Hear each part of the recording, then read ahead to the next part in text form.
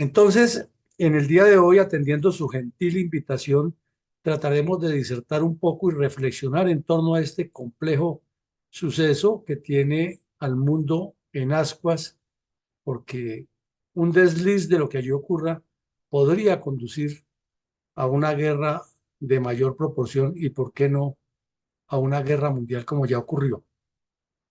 Estas fotos, estas tres fotos que circularon por los medios del mundo y que reflejan los hechos ocurridos en ese lamentable episodio del 7 de octubre hace un año, son la muestra de lo que es la osadía humana y la respuesta tan contundente que ha tenido Israel como lo vimos en ese momento.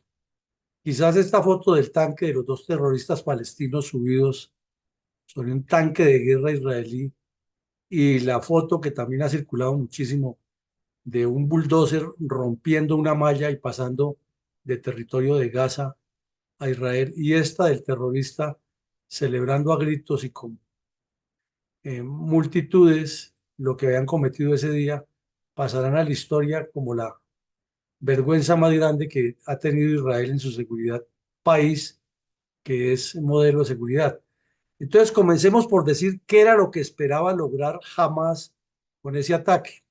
Se ha especulado mucho y todavía podría ser prematuro para concluir, pero la mayoría de los análisis coinciden en que después del pacto de Abraham entre Israel y algunos países del Golfo, algunos reinos del Golfo, le entró un afán existencial a Irán con el fin de quitarle la posibilidad de que Israel hiciera la paz definitiva con los países sunitas, porque eso significaba inmediatamente la posibilidad de que la tecnología israelí asesorara muy fuertemente a los sunitas y le bloqueara el proyecto estratégico del arco chiita que tiene Teherán para avanzar hacia el control de todo el entorno musulmán. Es una pelea de guerra fría de larga data entre Arabia Saudita e Irán y que está de por medio Israel, a quien consideran el Satán. Entonces, como se ha venido distensionando esa relación, o se venía distensionando esa relación entre Israel y los países árabes sunitas, había que buscar la forma de deshacer ese lazo, máxime que desde el año 79, que subió la dictadura de los ayatolas, mm, Estados Unidos está en el centro de los problemas de Irán y de la justificación de Irán para mantener a Hezbollah y las milicias proxies en el mundo. Entonces parece ser que se juntaron esos hechos, pero es que también dentro de la doctrina de Irán, la doctrina de defensa de Irán, figura desaparecer al Estado de Israel del planeta. No es ni siquiera bloquearlo, ¿no? Es desaparecerlo, es que no haya un solo judío en el planeta, y pues una locura de ese nivel solo conduciría a actos como este, que desde luego motivan al señor Netanyahu para desarrollar una guerra como le está haciendo. El cerebro, el autor de esto, el señor Sinwar, quien vimos ahí, un terrorista muy experimentado, un sujeto que estuvo en la cárcel de Israel por antecedentes, por hechos cometidos antes de, que se radicalizó más todavía en la cárcel y que fue liberado en un intercambio de prisioneros extremo y bondadoso que hizo Israel para recuperar el cadáver de un soldado que habían guardado los palestinos terroristas en la Franja de Gaza, y que en medio de ese intercambio fue liberado, pero que ya Israel conocía muchísimo de él porque le habían hecho una cantidad de perfiles en la cárcel, de entrevistas, de trabajos de inteligencia, y saben quién es perfectamente y sus alcances. Un sujeto completamente extremista, con un odio y una fijación extrema contra Israel. Eh, Fue subiendo en jerarquía dentro de Hamas hasta que le dieron la responsabilidad del ala militar. Hace poco, con la muerte del otro terrorista que era el que tenía el manejo del ala política, lo eligieron como el jefe supremo de Hamas, y pasó a dirigir tanto era la política como la militar. Se presume que esté escondido en algunos de los túneles o que se ha movido por esos túneles y que ha sido imposible localizarlo. Han encontrado pruebas de que estuvo allí, que estuvo días antes en determinados sitios a donde han llegado las fuerzas israelíes, pero todavía no lo han podido localizar. Ese es el objetivo número uno y es una de las razones por lo que esa guerra se ha multiplicado tanto y ha habido una cantidad de muertos que en realidad nadie sabe en el mundo cuántos son. Porque una cosa es lo que dice el Ministerio de Propaganda eh, de Hamas desde la Franja de Gaza, otra cosa es la que multiplican a veces irresponsablemente los medios y otra es la realidad que ha ocurrido en el terreno. No queremos decir que no han ocurrido muertes porque es evidente que ha habido muchas, pero saber si son 42.000 o 50.000 o 20.000, eso será muy difícil ya que no hay ninguna entidad internacional independiente que le esté controlando. Y con esa doble moral que tienen los funcionarios de la ONU allí, pues es imposible tener datos concretos. El epicentro de todo este problema después del ataque terrorista se ha convertido en los rehenes. Esta foto de recuerdo nos ilustra que estas 6 personas, 2 damas y 4 caballeros, fueron asesinados miserablemente por Hamas en el momento en que se aproximaban las fuerzas israelíes a uno de los túneles donde los tenían y por los estudios forenses se demostró que fueron acribillados salvajemente. Quizás estos 6 y los 3 que murieron accidentalmente en una operación israelí que los confundieron con terroristas y eran sus propios connacionales en un sector de Gaza, han ejemplificado el tema de los rehenes que se convirtió en el epicentro del problema. Y como le sucede a ustedes en Bolivia y nos sucede en Colombia y sucede en muchas partes del mundo, la radicalización y esa conflictividad, esa polarización que hay, enceguecen a las dirigencias políticas y la trasladan a los pueblos y con unos antecedentes que todos ustedes conocen muy bien del gobierno que tenía el señor Netanyahu, un hombre que en realidad es muy capaz, es muy brillante, que no tenía necesidad de ser primer ministro porque ya lo ha sido 6 veces, pero es que la obnubilación por el poder es aterrador en el ser humano y al volver pues tenía que aliarse con quien fuera para ser elegido y se alió con unos ultraderechistas que lo llevaron a cometer un error de presentar una ley en la cual se pretendía que el Congreso de la República tendría la capacidad de anular las decisiones judiciales, y esto por algunas investigaciones que él tenía y algunos de sus ministros. Obviamente eso generó el mayor rechazo y todas esas organizaciones de derechos humanos que abundan y sobreabundan en el planeta solo para causar conflictividad y enredos, que armaron el paquete, hubo unas manifestaciones muy grandes. Irán consideró que ese era el momento preciso para lanzar ese ataque y tenían previsto destruir a Israel porque la segunda parte del ataque era que cuando ya jamás hubiera consolidado algo muy sólido allí, intervenía Hezbollah y luego intervenía Irán y listo, golpeado profundamente el Estado de Israel y desaparecido. El remate hubo unas fallas que ya veremos. Entonces, ¿por qué ocurrió la sorpresa? Todos sabemos, la mayoría del auditorio somos militares y conocemos muy bien los principios de la doctrina de la guerra, es que el éxito de las operaciones está siempre en la sorpresa. Claro, hay que combinar la maniobra y el objetivo, y en cada país tenemos una cantidad diferente de principios de la guerra, pero en esencia todos apuntan a lo mismo. El objetivo, la maniobra, la masa, la sorpresa, la seguridad, la sencillez, la unidad de mando, etcétera.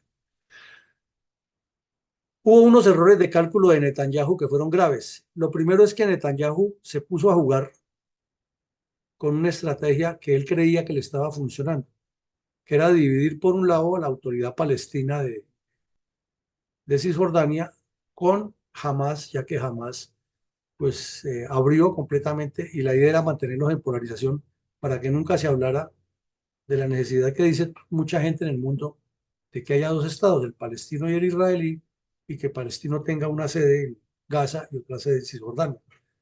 Entonces Netanyahu jugó a eso, parecía para él que le estaba funcionando, le dio mucha importancia a Hezbollah y a los planes de Irán, pero más que todo al proyecto nuclear de Irán y a la potencialidad de que desde el Líbano y Siria se lanzara un ataque similar al que hizo Hamas.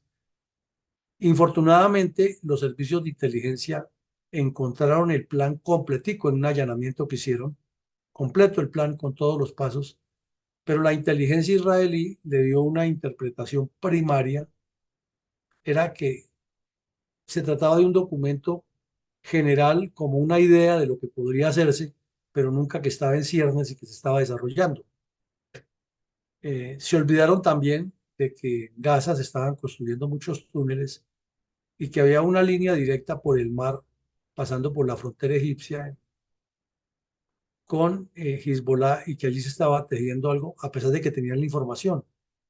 De remate al señor Netanyahu le dijeron, pero él estaba más preocupado por llevarle mucho dinero tanto a la franja de Gaza como a Hamas, pero cada uno por su lado, que era enviado desde Qatar y entonces la condición que le puso el señor Netanyahu a Qatar era que nada de transferencias internacionales por bancos para evitar cualquier ingreso, sino que enviaran el dinero en billetes, en físico, y que las fuerzas de defensa de Israel se encargaban de ir y a escoltarlo hasta los sitios donde lo recibirían las administraciones locales, elaboraban las actas y lo que fuera, que no faltara nada.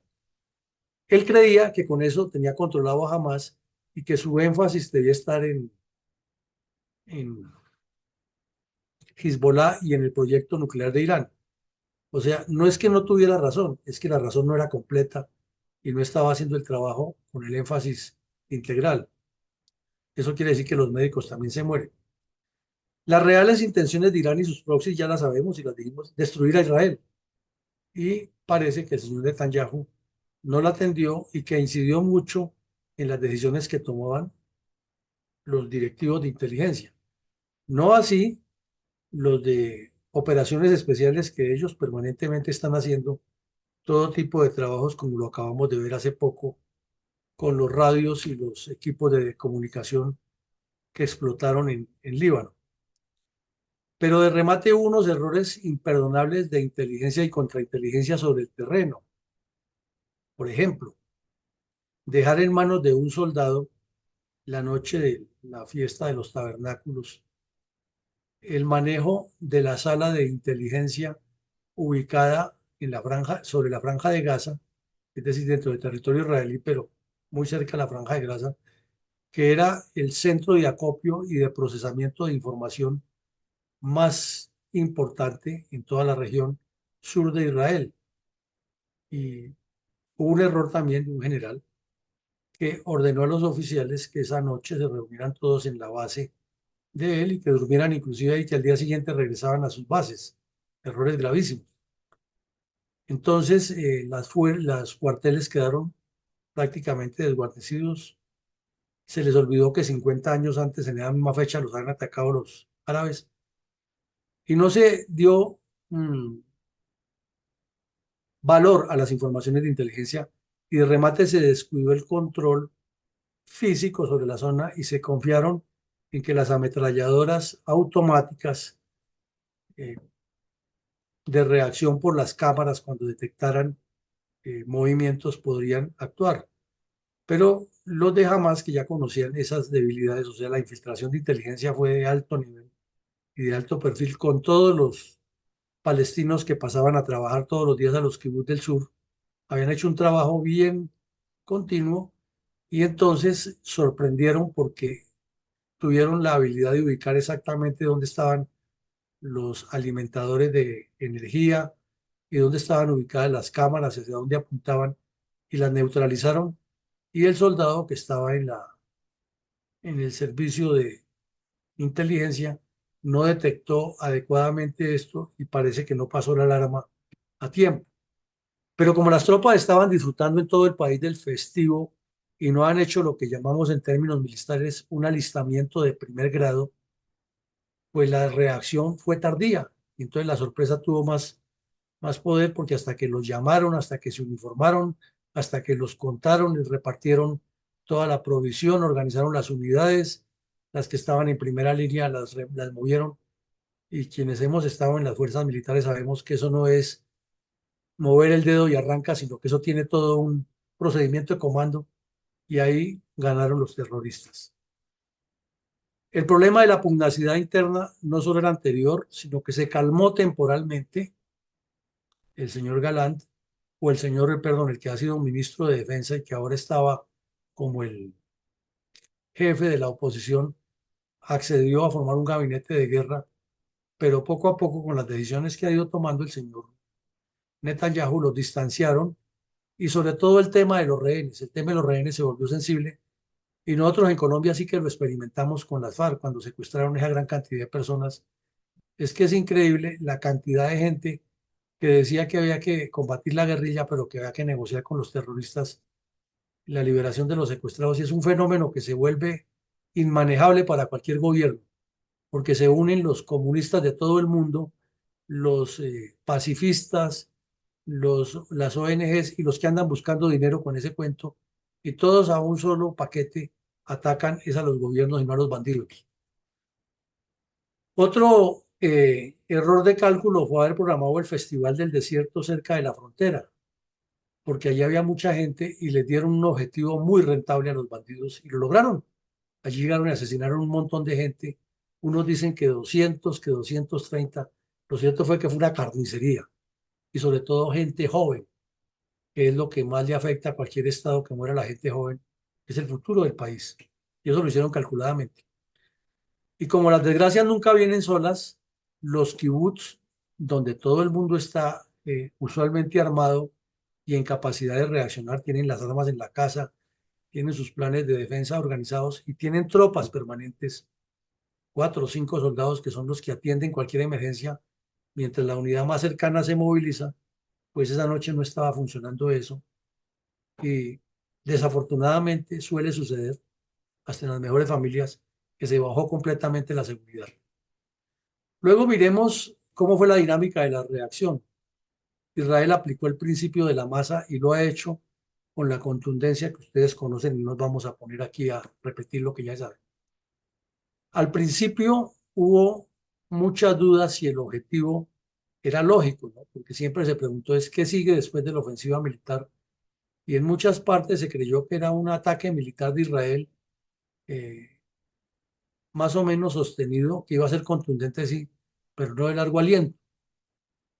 El señor Netanyahu lo dijo desde el principio, el objetivo es destruir a Hamas y vemos que hoy tienen como 4 frentes de guerra activos, pero que siguen bombardeando a diario los cambuches de Hamas y la propaganda siempre será que Israel está destruyendo y matando civiles.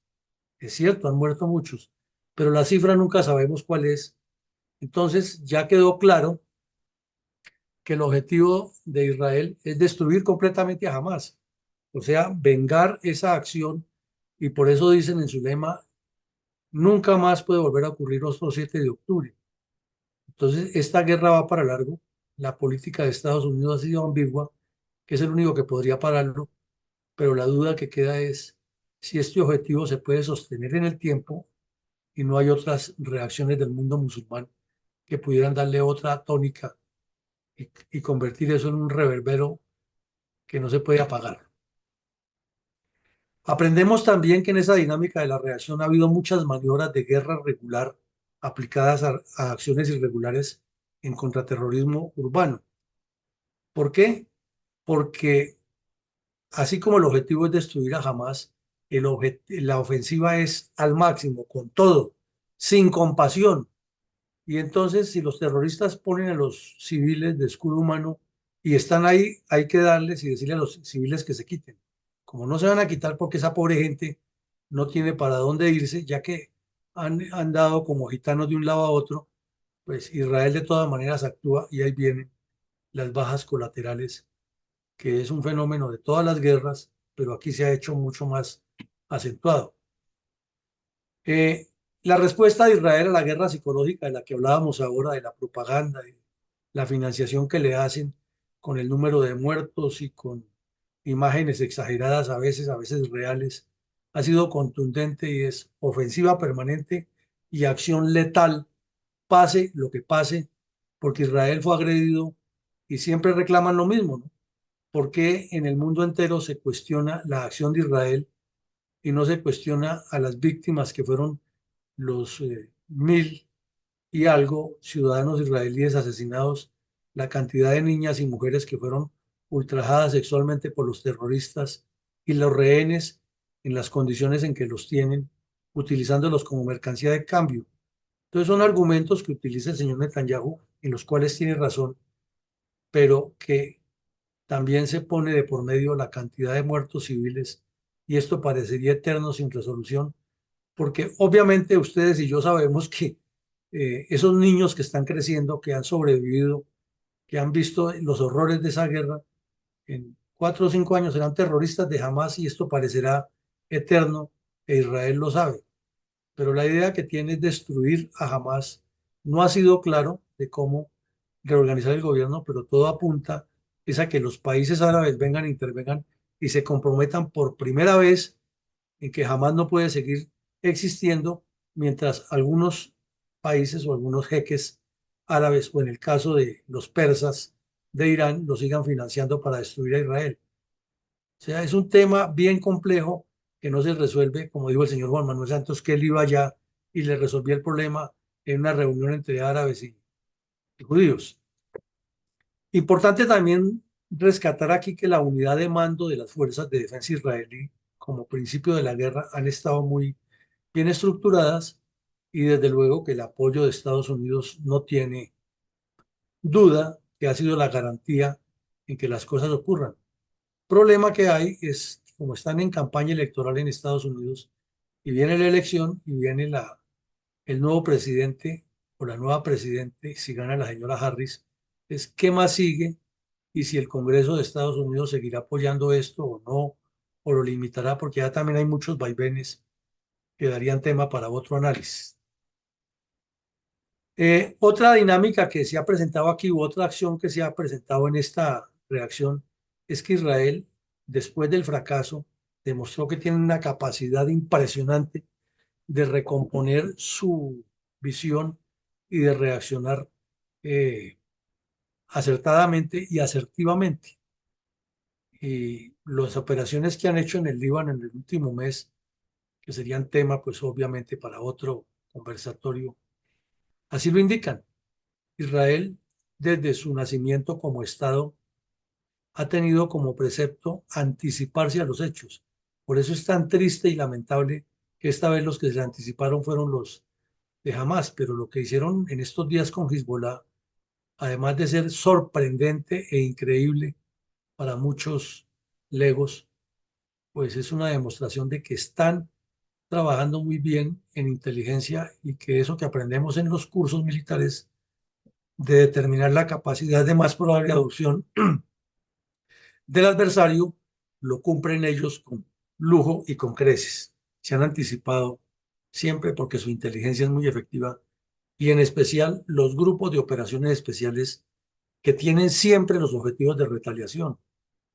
Uno se queda aterrado como el que dice que hoy bombardearon el sur del Líbano y destruyeron todas las sedes que tenía Hezbollah en determinado sector y al otro día golpean con contundencia al oriente del Líbano y también destruyen o van hasta Siria y les acaban una fábrica de armas y mueren los cabecillas en esos golpes.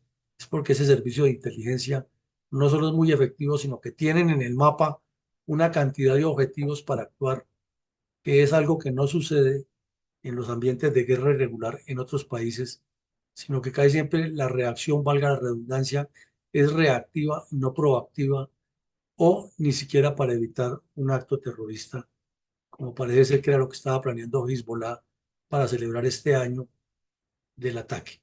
Tenemos unos puntos de reflexión. Es que los países, los ejércitos, las fuerzas militares del mundo necesitan la inteligencia efectiva.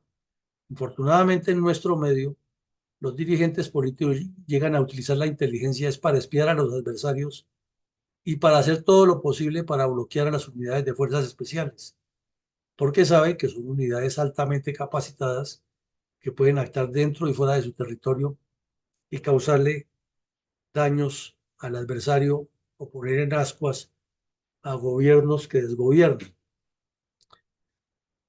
Hay un punto crucial que lo hemos tratado aquí, es el drama de los palestinos, de la ciudadanía utilizada como escudo humano por los grupos terroristas. Y en todas las guerras, no es en esta, sino en todas las guerras, desde que comenzaron los medios de comunicación a tener presencia, el asunto de los civiles ha sido muy sensible y en este caso demasiado, como lo es también en Ucrania. Aquí tenemos que esta guerra se convirtió en una guerra de transmisión directa. Habíamos dicho que las guerras del Golfo Pérsico en los años 90 fueron la guerra de la televisión. Esta ya es la guerra de las redes sociales y de todos los medios, porque es que si en este momento hay un bombardeo en el sur del Líbano o un ataque terrorista y causa daños en Israel, en menos de 10 minutos ya tenemos en cualquier parte del mundo el video en- o lo tenemos hasta en tiempo real, el video de lo que está ocurriendo en determinado punto y a los gobiernos les queda imposible censurar o controlar o medir la información.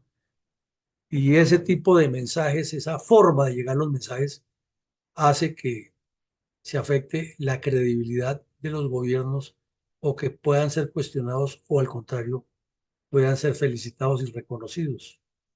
Recordemos que hace 15 días, cuando ocurrió la primera explosión de los equipos de comunicación de los Viper, los buscapersonas, en menos de 15 minutos, media hora, ya en el mundo entero sabíamos lo que había ocurrido. Es más, ni las mismas fuerzas de seguridad del Líbano tenían tanta información como la que ya tenía todo el mundo, porque eso era muy fluido y ellos tenían que verificar. En cambio, a los que no teníamos que verificar nada nos estaba llegando a raudales. Mm, es un error de que las tropas de cualquier país del mundo donde haya problemas internos y riesgos de ataques externos no tengan siempre sus unidades de alistamiento en primer grado.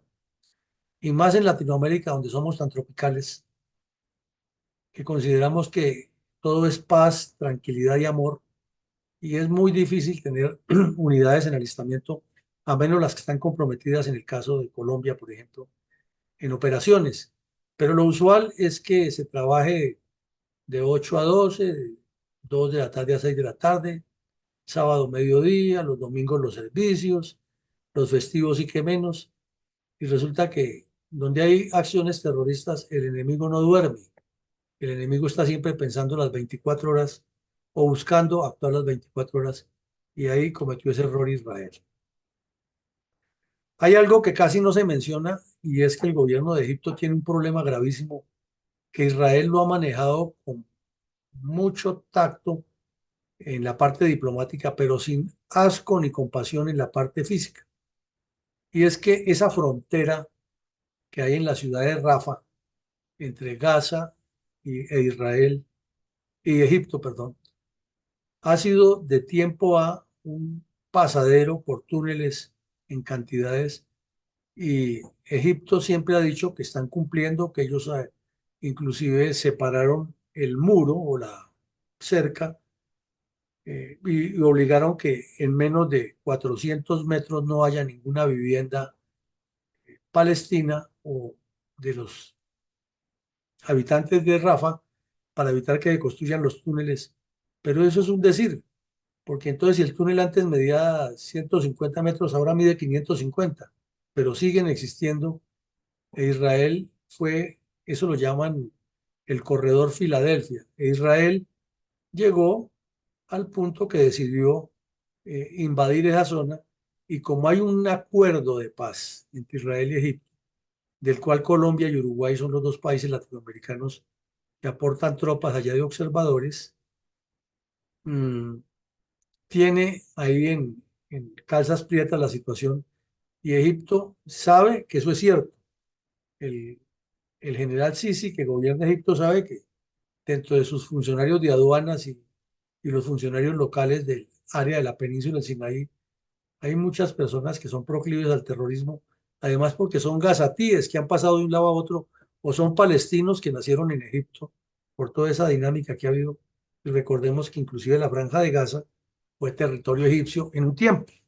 Entonces allí hay un problema muy complejo. Israel se apropió de ese territorio y lo más seguro es que jamás se quite, porque ya sabemos cuál es la mentalidad de defensa que ellos tienen. Y lo que han venido es instalando unos equipos de detección de túneles profundos y donde los detectan, ahí entra la bomba con todo el poder que tienen o los equipos de explosivos y les exigen, entre otras cosas, que para negociar se retiren de ahí y además que se retiren totalmente de Gaza, lo cual vemos inviable. Pero ahí viene un punto, ¿y el reino saudí qué? Que los sauditas venían en unas conversaciones muy interesantes con Israel. Por primera vez hubo vuelos entre los dos países y ya estaban hablando de intercambios en que estudiantes saudíes fueran a las universidades de Israel a prepararse en tecnología. Israel les ha ofrecido eso, pero con esta guerra y con esta violencia eh, las cosas se pararon. Pero el punto más complejo es que Arabia Saudita es como el referente de todos los estados árabes y ya le están exigiendo que ante esas cifras de muertos, que no se sabe si son ciertas o no, actúe y diga algo. Y hasta el momento han mantenido una prudencia que no se sabe hasta cuándo llegue, porque la presión mediática y la guerra psicológica son muy poderosas en todas las guerras. Esos intentos de sanciones internacionales a Netanyahu, orientados por Sudáfrica, por China, por otros países y desde luego de algunos sectores del mundo árabe, se han bloqueado parcialmente. O sea, Netanyahu ya le dieron una condena internacional, pero hubo el derecho de defensa y apelación y está en stand-by. No se sabe en qué termine eso, pero si lo condena la Corte Penal Internacional, pues Netanyahu prácticamente no podría salir de Israel porque lo capturarían. Es más, si en este momento lo capturan, se le complicarían las cosas tanto para Israel como para él y para el mundo. Pero además es que el problema que él tiene internamente es muy grande, porque lo decimos, una persona que tenía ya 6 veces la primera magistratura del país, no tenía necesidad de estar en el poder, pero es que esa ambición de quedarse ahí y, y de armar eh, la pugnacidad que es común en la política, pues miren ustedes a dónde condujo y cómo lo interpretaron los adversarios, porque es que esa es otra cosa que los políticos casi nunca miran, es que por su afán de ser ellos la cabeza, se les olvida que el adversario tiene intenciones y cómo aprovecharía o cómo afectaría al adversario una decisión política propia. Porque no hacen el juego de guerra, no hacen el análisis, ni son prospectivos, sino están pensando siempre es en que yo soy yo y el mundo me debe respeto. Ahora, esa guerra se ha extendido de manera preocupante a Cisjordania, a la frontera norte y al Mar Rojo. Sabemos que ahí está la presencia de Irán y que hay que responderla, pero cada vez la respuesta de Israel es más contundente desde el campo militar, con su precisión de las bombas y la eliminación de cabecillas, pero siempre surge el tema y hasta cuándo se va a sostener eso, porque como dice el dicho coloquial, no hay enfermo que dure 100 años, no hay mal que dure 100 años ni enfermo que lo resista. Ahora miremos aquí algunas enseñanzas militares rápidas. Primero, es que la guerra de túneles es cada vez mucho más compleja y demuestra mucha capacidad de los grupos ilegales o los grupos terroristas para hacerla fuerte y tanto en Gaza como en Líbano se han descubierto centenares de túneles y todavía falta por descubrir muchos, con la dificultad que es ingresar a esa zona y con el riesgo que tienen que si se bombardean todos los túneles que se van detectando sin verificación, pueden morir todos los rehenes israelíes y termina convirtiéndose una victoria militar en una derrota política para Israel. El uso de escuelas, hospitales y centros internacionales y centros considerados por el derecho internacional como protegidos para cualquier acción de guerra, aquí se perdió. Sabemos que en todas las guerras eso pasa y que no lo respetan, Y en Ucrania sí que hemos visto bombardeos a hospitales y a centros médicos y inclusive a centros escolares. Pero es que aquí ya es frontal, ya no importa, porque en Ucrania dicen siempre que fue un error o que no, que ya había un cuartel y que había fuerzas ucranianas y lo disimulan como más fácil y además no son tan seguidos. Pero es que aquí ya, como los únicos sitios donde esas personas se pueden desplazar es allí. Entonces Israel cumple con anunciarles, quítense de ahí que vamos a bombardear. Y uno entiende, se tendrían que quitar, pero es que volvemos al tema humano. Y esa pobre gente, ¿para dónde se mueve? Si parecen como gitanos por un desierto, se asientan ahí en unas carpas miserables con los climas tan variables que hay. Y cuando llevan 2 o 3 días, o 5 días, o una semana, 2 semanas ahí, oiga, quítese de aquí que vamos a bombardear. ¿Y ahora para dónde? Si no hay transporte, no tienen forma, y con lo poco que pueden echarse al hombro, dele para otro lado. Es un drama increíble. Uno entiende la necesidad de supervivencia de Israel, entiende la necesidad de eliminar a los adversarios, pero lo que no se entiende es que estos terroristas, que se tratan de tan valientes y que fueron a destruir a Israel y se parecían por las redes diciendo que habían hecho un acto en nombre de Alá, tengan esa eh, mentalidad tan atroz de meter a los civiles, a los niños, a las mujeres, a los adultos como escudos humanos para que Israel no los ataque. Y ante la necesidad de eliminarlos, Israel va con todo porque dice, ya les dijimos que se quitaran y no se quitaron. Entonces, aquí esto no es tan sencillo de como hablan todos esos especialistas que llevan a los medios de comunicación a hablar insensateces de lo que no conocen. Tenemos también que hay una dificultad para la ayuda humanitaria porque el escenario es convulso y han ocurrido casos que ni para qué los mencionamos aquí de ataques a inclusive esos organismos humanitarios. Pero lo peor es que la ONU por estatuto, y ustedes que conocen porque han participado en misiones de la ONU, saben que en lo posible, la ONU pretende que cuando hay una actividad humanitaria por conflictos en un país, no haya nativos o haya muy pocos nativos en esas comisiones y que siempre sean de otros países para buscar la aparente neutralidad. Pero desde que se crearon las organizaciones adscritas a la ONU en Palestina y en Cisjordania, se llegó a un acuerdo internacional o a una imposición internacional que no tiene mucho asidero, pero que se argumenta en la necesidad de dar empleos. Y es que esa organización de la ONU que está allí, en su mayoría es de palestinos, y muchos de esos son terroristas o son familiares de los terroristas y obviamente tienen su corazón para el otro lado, y entonces complican más el problema y esa ayuda humanitaria se enreda. Otra enseñanza militar aquí es que la tecnología israelí es impactante y que es muy mutante, permanentemente la están mejorando. Y nos está dando un mensaje, los países deben tener su propio industria militar, pero no como un ente burocrático más para que los políticos de turno puedan nombrar funcionarios allí, sino pensando en la defensa nacional, en la seguridad, en el desarrollo y armando un paquete. Todo lo que haga la tecnología de la industria militar debe estar atado con el desarrollo tecnológico normal, con el desarrollo tecnológico militar y con la seguridad.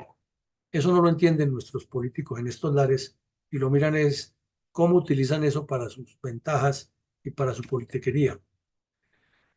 También vemos que al combatir con operaciones regulares en ambientes irregulares hay una versatilidad y una flexibilidad de las fuerzas de defensa israelí que asombran al mundo, que siempre están trayendo mensajes y, por ejemplo, reviven la importancia en esa guerra de los tanques porque utilizan unos sistemas previos a la protección de los tanques y unos blindajes especiales.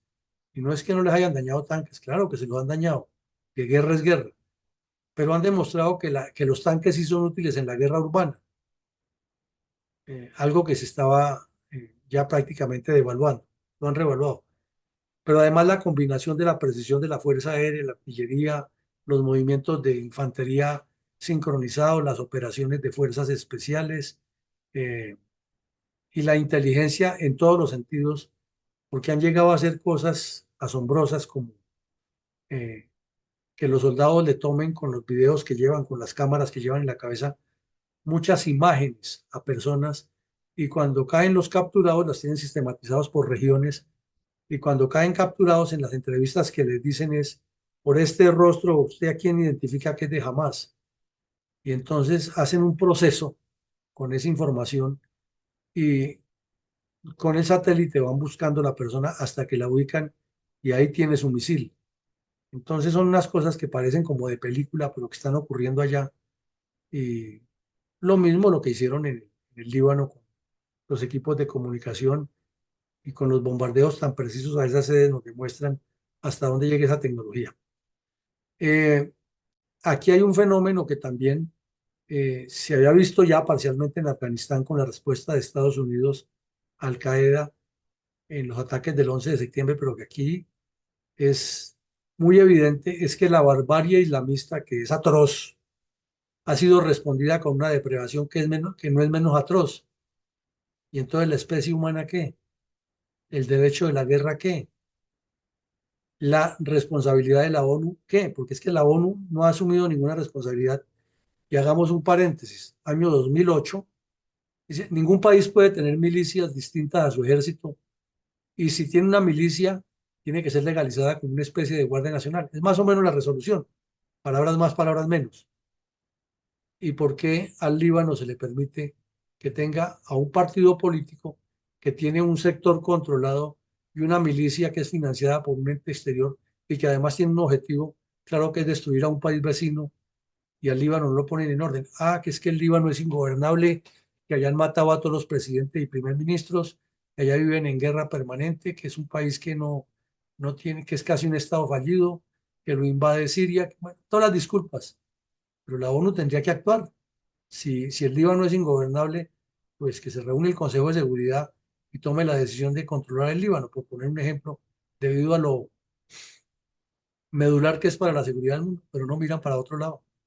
Entonces la ONU se preocupa más por venir a decir que está haciendo la paz en Colombia, que es que en Bolivia se violan los derechos humanos por parte de la oposición al señor Morales, que en Brasil el señor Lula da Silva es la encarnación de Santo Tomás de Aquino, que los Kirchner en Argentina eran la novena maravilla, y en eso se la pasa la ONU, legitimando acciones que no son y no atendiendo los problemas fundamentales como este. Lo mismo también a los gobiernos, así sean temporales o interinos como hay en el Líbano. ¿Por qué el resto de países del mundo no le dicen, oiga, ustedes, ¿por qué no paran esa agresión contra Israel y sacan todos los delincuentes de Hezbollah? Si no es al contrario, Israel es el responsable de lo que pasa en el Líbano. O sea, el mundo al revés. Entonces, por todos los lados la complejidad del problema. Ahora tenemos nuevamente como enseñanza que ya hay acción de guerra regular entre estados solamente con guerra aérea, porque ya ha habido una agresión, dos agresiones de Irán contra Israel, una respuesta que fue pequeña pero contundente de Israel y un anuncio que hoy, mañana, esta noche, dentro de 8 días, va a ocurrir y va a ser demoledor y va a poner el mundo en más asco. Entonces, hay estados que se están atacando mutuamente. Israel está atacando permanentemente a Siria con el argumento que ataca las bases de Hezbollah, lo cual es cierto, pero es que Hezbollah hace parte también del Estado sirio, porque es el proxy directo y el engarce entre Irán y Siria, y con el Líbano ni se diga. Pero al mismo tiempo son acciones de guerra regular o bombardeos de altísima precisión, maniobras de tanques, acciones de infantería, golpes en la retaguardia, inteligencia estratégica contra terroristas in situ. Entonces, una enseñanza militar para decantar en las academias, no para escuchar a todos los habladores que salen en los medios de comunicación, que son internacionalistas y hablan de guerra. Bueno, conclusiones finales. Aquí hubo unos errores de Netanyahu de cálculo. Se equivocó a pesar de ser un gran estratega, pero es que los médicos también se mueren, que le costarán caro a él y a Israel y al mundo, porque no sabemos en qué desemboque todo este eh, enredo.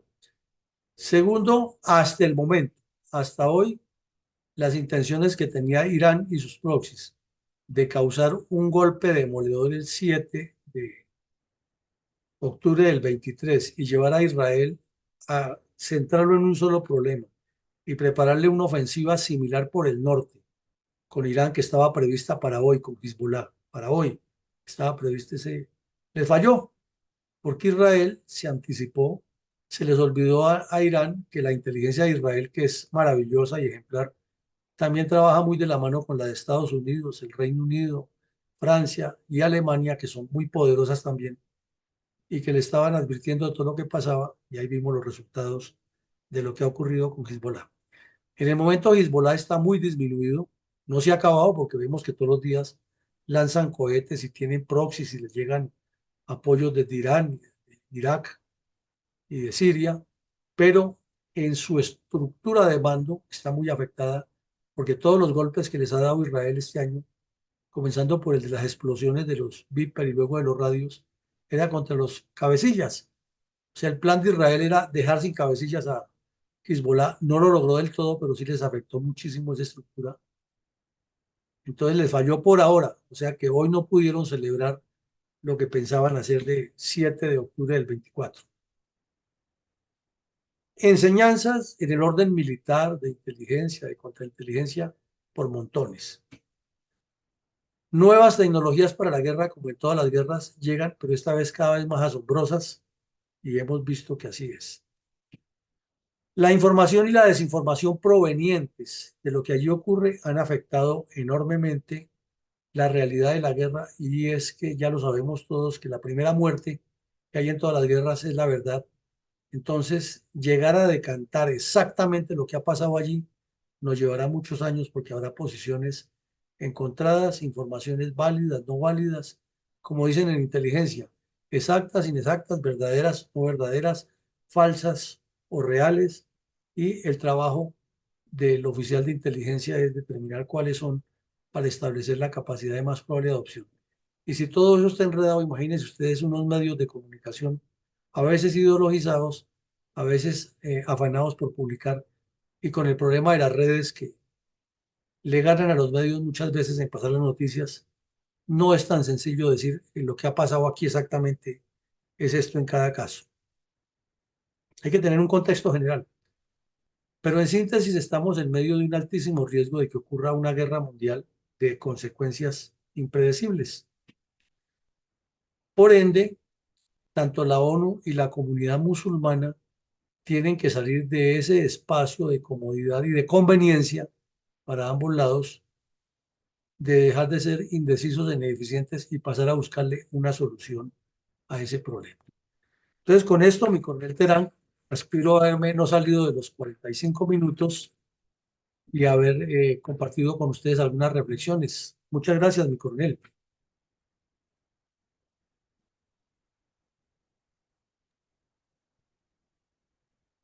Mi teniente coronel Luis Villamarín Pulido, se le agradece infinitamente por la disertación. A continuación daremos inicio a la ronda de preguntas tomando en cuenta la metodología explicada anteriormente. Por la presencia ya de la siguiente exposición en la sala del Centro de Diplomados en Altos Estudios Nacionales, se les recomienda por favor realizar las preguntas puntuales. Muchas gracias.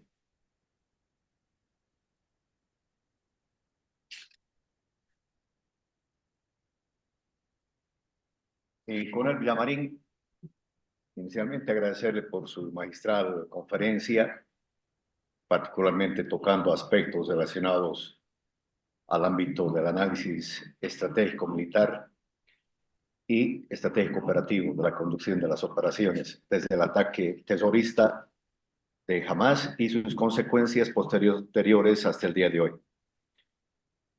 Brevemente, mi coronel, ¿usted cree que la defensa legítima que está realizando Israel, que está establecida en la Carta de las Naciones Unidas, ha logrado hasta la fecha los objetivos políticos y militares que se ha trazado el gobierno de Netanyahu? Y por otro lado, ¿considera usted que jamás dentro de su organización política y militar ha logrado también algún objetivo político, porque militar tal vez al inicio del ataque terrorista, pero considero usted si jamás hasta la fecha ha logrado algún objetivo político en el contexto internacional. Esa sería una de las primeras preguntas, mi coronel. Bueno, mi coronel, muchas gracias y muy interesantes las dos. La primera, Israel ha logrado bloquear las intenciones estratégicas y geopolíticas de Irán. Ha logrado recuperar la credibilidad de sus organismos de inteligencia, pero no ha logrado el reconocimiento internacional que su lucha sea legítima, a pesar de que, como usted lo dice, está en la Carta de las Naciones Unidas por el problema de la propaganda y los muertos, y porque internamente no ha logrado convencer a la ciudadanía con la liberación de los rehenes. O sea, dijéramos que ha logrado éxitos militares, objetivos políticos parciales, pero el objetivo político de quitarle el control a los islamistas de Gaza tampoco lo ha logrado. Entonces, la guerra sigue ese orden. Y desde el punto de vista de Hamas, sí ha logrado un objetivo político fundamental, es que se desvíe la atención de lo que ellos cometieron y se indique solamente a Israel y se busque la liberación de los rehenes y se les deje seguir allí en Gaza y que Egipto y otros países condenen a Israel. Pero el punto de fondo es que esto se resuelve cuando la comunidad musulmana actúe en conjunto.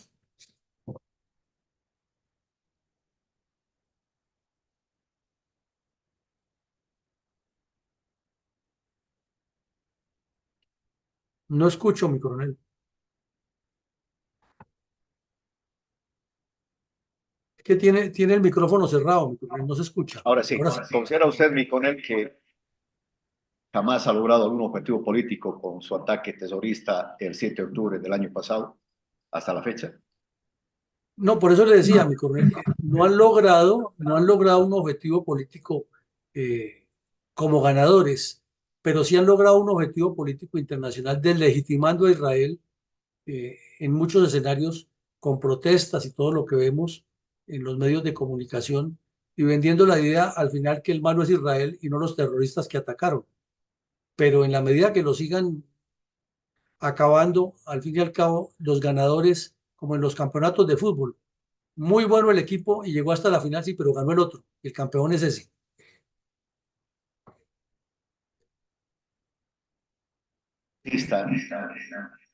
Hay analistas a nivel internacional que creen que jamás ha alcanzado un objetivo político, pese a que ha puesto en riesgo a su población y obviamente como resultado de los ataques de retaliación de Israel, casi está destruido su infraestructura en general.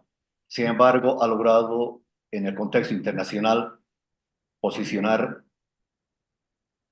el deseo y el derecho que según ellos tienen de consolidar el Estado y la nación palestina dentro del contexto internacional. Y obviamente has recibido, como usted muy bien mencionaba en su exposición, el apoyo de numerosos países, no solamente dentro del contexto de la Liga Árabe, sino también en el contexto de las Naciones Unidas. Es que, claro, mi coronel, el problema sigue siendo de la narrativa de que la culpa la tiene Israel y que la ocupación de Palestina es ilegal y tiene tantos defensores como detractores y que ha pasado una cosa y la otra, pues termina vendiendo una idea inexacta. Jamás sí ha logrado en la supervivencia de la idea de la lucha palestina para que pervivan la decisión o la solución única que se ve, que es la de dos estados. Entonces, mientras mantengan esa idea, se podría decir que así salgan derrotados y muertos todos, finalmente se convertirán en mártires porque alcanzaron ese objetivo. Entonces, Israel le pasa, como decía Tiro Fijo aquí en Colombia, si dice que no, pierde, y si dice que sí, también pierde. Ese es el embrollo y es una de las preocupaciones que tiene Netanyahu, pero que, como insistimos, una gran solución la darían los países musulmanes árabes si montan unas fuerzas de seguridad internas en Gaza y se encargan de controlar que no haya más terrorismo, lo cual vemos muy difícil.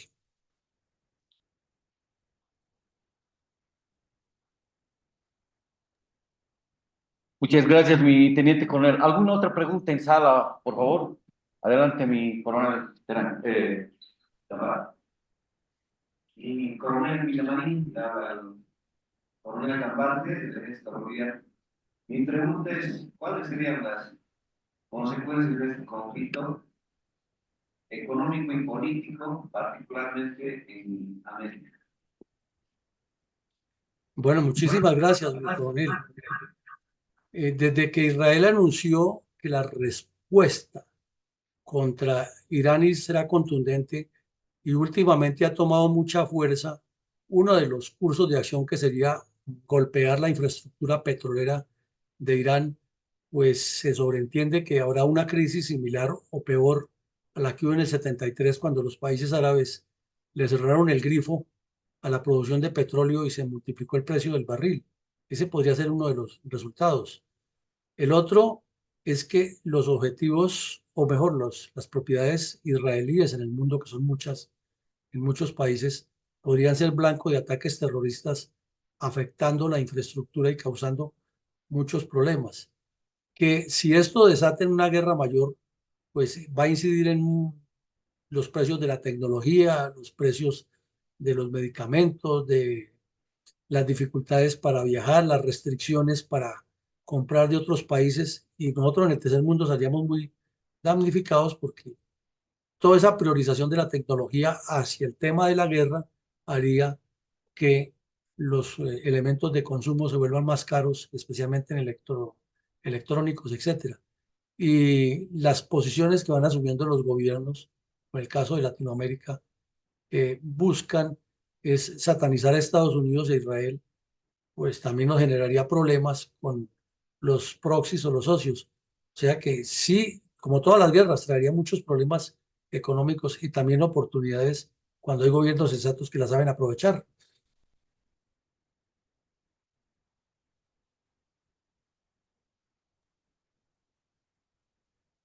Muchas gracias, mi teniente coronel Villamarín.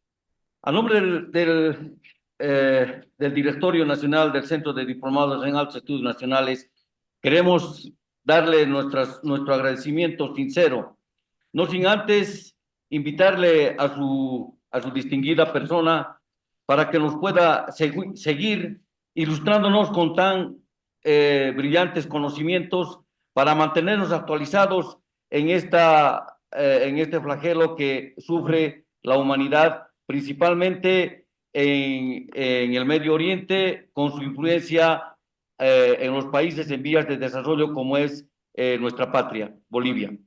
Asimismo, quiero invitar al señor coronel diplomado en Altos Estudios Nacionales, el presidente del Centro de Diplomados en Altos Estudios Nacionales, coronel Gustavo Adolfo Terán, para dar sus palabras de agradecimiento.